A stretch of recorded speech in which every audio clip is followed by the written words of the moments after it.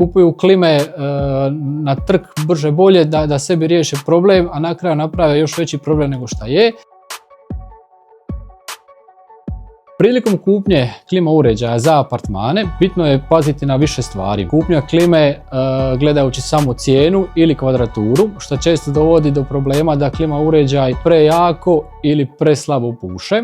Treba voditi pažnju i evidenciju da se ne kupi ili prejaka ili preslaba klima. Znači, prilikom kupovine preslabe klime prostor se ne može dovoljno dobro ohladiti ili ugrijati, ovisno o potrebi, a prilikom kupovine prejake klime može doći do prejakoga puhanja iz klime, što može stvarati dodatnu nelagodu gostu. Također treba se paziti mjesto montaže klima uređaja, da ne bude klima uređaja kraj kreveta ili kraj kauča, odnosno gdje gost boravi, da gostu prilikom noćnih sati klima ne radi dodatnu buku, nego da bude tiha, a ujedno i da mu kvalitetno ohladi prostor. Pri tome mi možemo ponuditi AY modele od Mitsubishija i od Grija G-Time, čija je glasnoća 18 decibela. Još jedna bitna stvar, da se klima redovito servisira, obično prije sezone grijanja i prije sezone hlađenja.